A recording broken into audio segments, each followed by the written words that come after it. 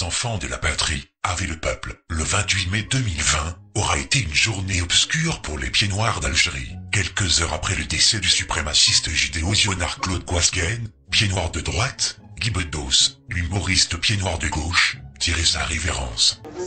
Yes. Donc, ce 28 mai 2020, nous avons eu notre père de pieds noirs en guise de pompe funèbre. Et c'est super bandant. C'est le grand tirage de chasse de cette semaine-là. Encore un bienvenu d'Adolphe Crémieux. Paix dans sa synagogue.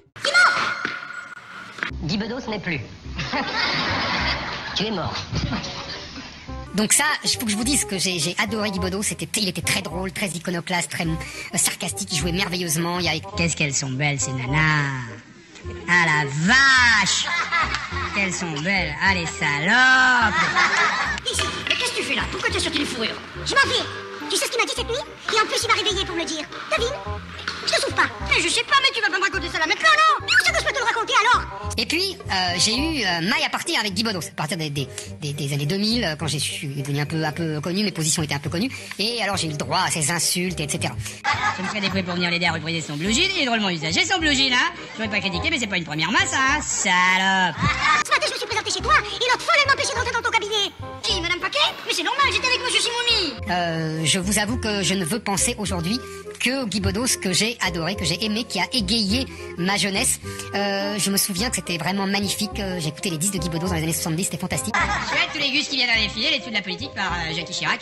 Giscard d'Estaing a sauvé mon petit accordéon, vous aurez une surprise. Ah bon, c'est normal. C'est normal que tu te renfermes avec Monsieur Simoni quand ta mère est au bord du gaz. Maman. En plus, il a rien du tout, celui-là, c'est un comédien.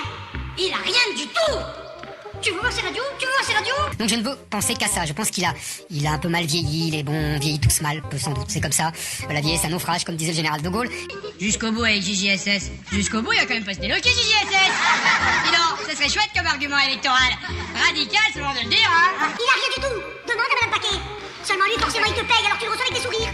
Mais si maintenant faut payer pour te voir, dis-le, je savais pas. Combien je te dois? Arrête.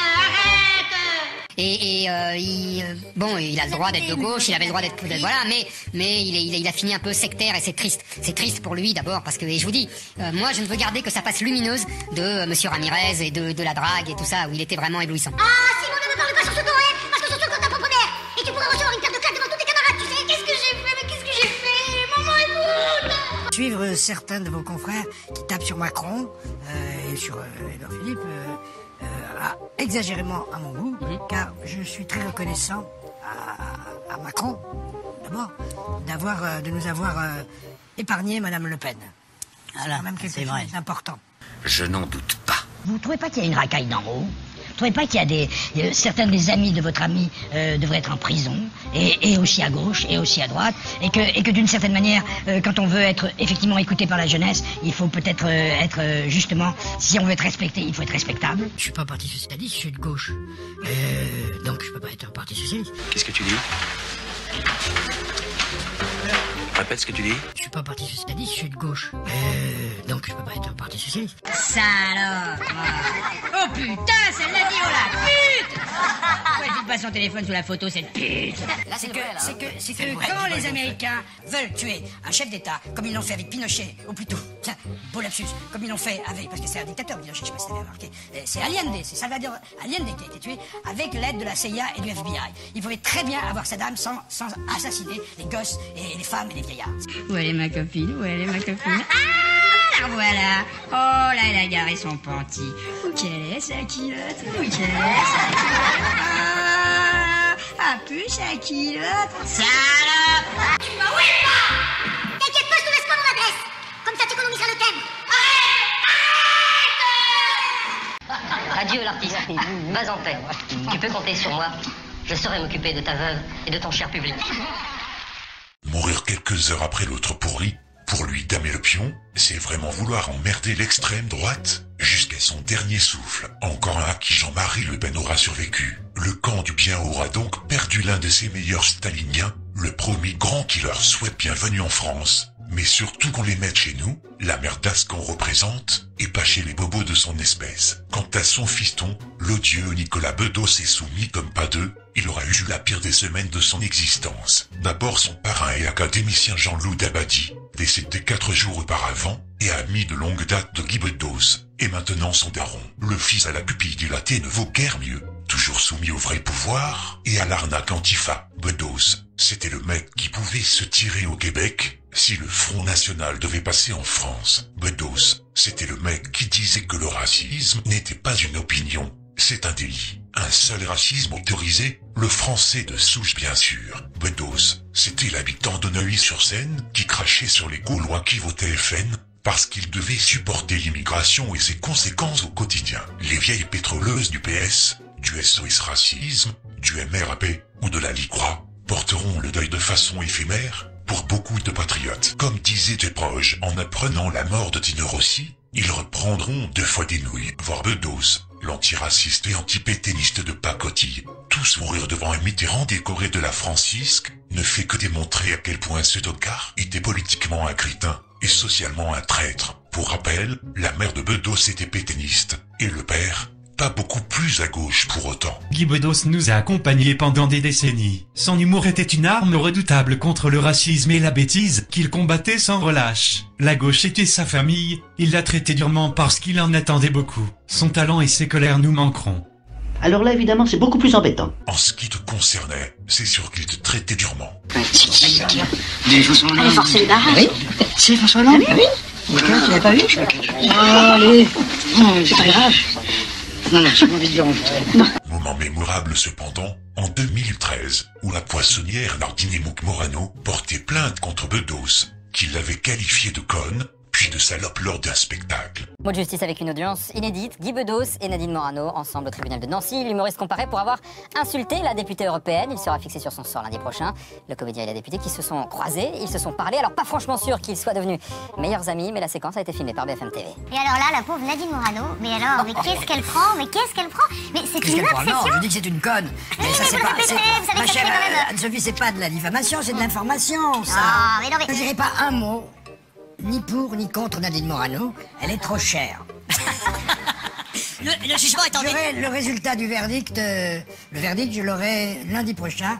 D'ici là, je me tais. C'est pas au théâtre. On réservera. Moi, c'est une salle. C'est une salle de spectacle. La justice est une salle de spectacle.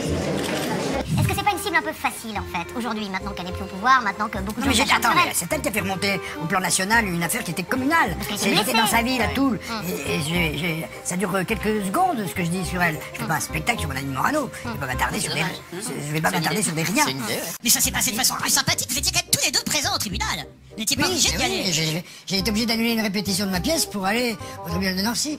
Et il m'a semblé que le président ne m'était pas hostile. Moi, ça n'est pas une. Vous voyez, on n'a pas la même approche. Pas autant que vous le croyez. Je veux dire